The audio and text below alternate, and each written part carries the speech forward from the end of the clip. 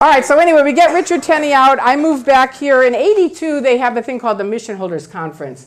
The missions were like the little part of Scientology. It had the missions, which were the field group that basically got people into Scientology. Then they had the orgs, or the churches, which you see the big blue complex. That's more organizations and their upper organization.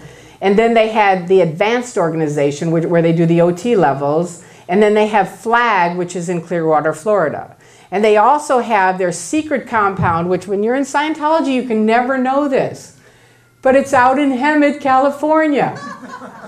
And I didn't know it, but one night I'm with a guy, one of the executives, going to someone's home for Narconon, that was going to get on the drug program. And we're driving down this dark road. It's completely dark. And you have to realize I'd been in at the time like 20 years. Had no idea where the Golden Era Studios was or INT Management.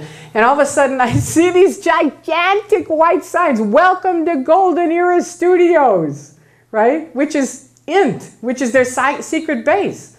And I say to him, "What the hell is that?" And he goes, "Well, you didn't see it, first of all." And he says, "Secondly, we had to do that because our PR was so bad in Hemet because we had the secret compound. So we had to open it up to the public."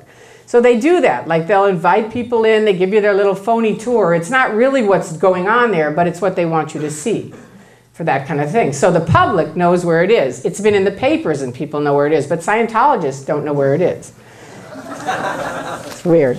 Anyway, ethics, this is read from Hubbard. Ethics is to remove counterintention from the environment, to remove other intentionists from the environment, okay?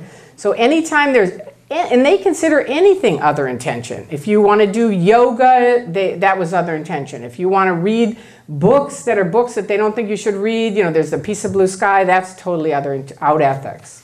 Now, this was the old Guardian's office before they went to jail. I'm going to just read you this, just so you get a clue of how deep this was.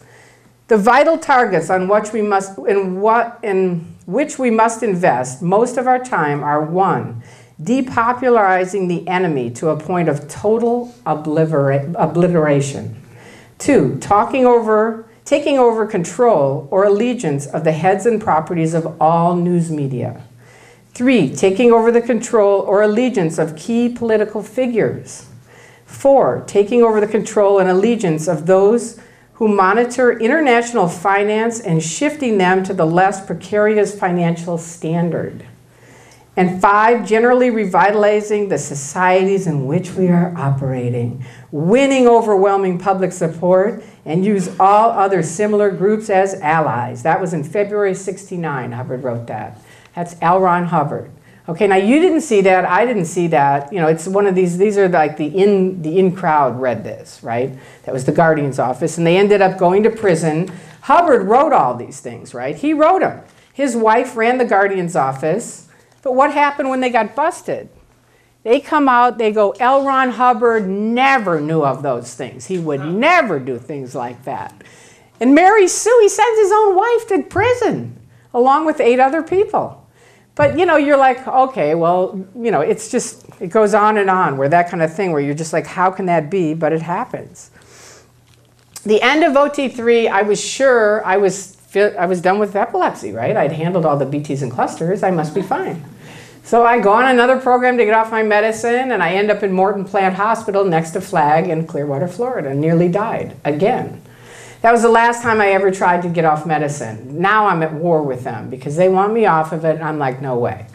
So I continue on in the 80s helping them. They have a bunch of legal things that I was part of.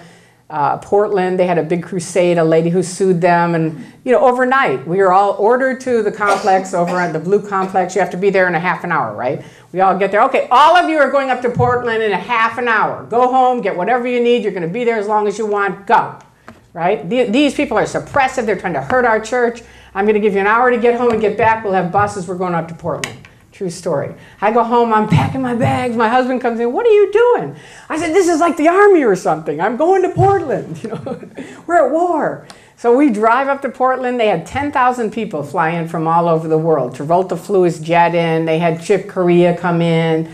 We were there for weeks and weeks. And she still ended up, she won a huge, millions of dollars. She won, but then they ended up twisting it and winning on appeal, you know, because all of us were there. And, you know, they do their thing where they trick people and get to the judges and stuff like that. It's tricky. It's really tricky. Hubbard had a thing called black PR. Well, actually, he had a thing called, I want to read this to you because I brought this. He had a thing called fair game. And fair game, I brought the actual thing. Let me just see if I can find it. Hang on one second, because it's worth hearing it. I feel like Lucille Ball, you know, I'm like, where is it? It's here somewhere. I know it's here somewhere. Okay. Anyway, just everyone take a break for a second. I know I have it here. I do. Anyway, I can tell it to you. I know it by heart because I can't find it right now. Don't go. Don't leave. Don't leave. All right. Huh? I know. I should be, right? You'd think so, right? I'm OT7. What's wrong with me? Right? Isn't it amazing? But you actually get worse and worse as you go up this pyramid of OT stuff. You do. I mean, your memory's worse. I gained 100 pounds on OT7. No kidding. I lost 60 of it. But I was a wreck. I was living wreck. Look at Kirstie Alley. She's OT7. You know, it's like that's, you see these people come around the corner. They're like the Pillsbury Doughboy. Like, what happened to you? You know, they're on OT7. You know, I don't know what it is. You have to be sessionable all the time. You have to eat all the time. And plus, you're stressed out because it's not working. So it's one of those things that it moves along. But anyway, here's fair game from L. Ron Hubbard, 18 October 1967. Penalties for lower conditions. Anyway, he has liability, treason, doubt, enemy, SP order, which is what they have on me. I showed it to you. Fair game. May be deprived of property or injured by any means by any Scientologist without any discipline of the Scientologist. May be tricked, sued, lied to, or destroyed. L. Ron Hubbard. Now, I've stood up in court and said that's not true when people said that about fair game because he wrote a cancellation of fair game. But the truth is at the bottom of the fair game, which Scientology whites out to us when we were in, this does not apply to suppressive people, the cancellation, right? So they can still lie, cheat, steal, destroy people utterly. I didn't know that until I got out. And I'll tell you about what happens there. But I still want to keep moving up the line. So they have a bunch of, as he said, as Vaughn said, they have legal situations all the time. It's one of their biggest things is suing people, taking them to court, and it used to work for years. Because see, they would declare someone a suppressive person. Nobody could talk to you. So you lose all your friends overnight. And who would believe this story? You know what I mean? You start telling someone and they'd think you're nuts. So people would literally leave and just kind of be off. And I mean, I've talked to people. It was a really sad time for them.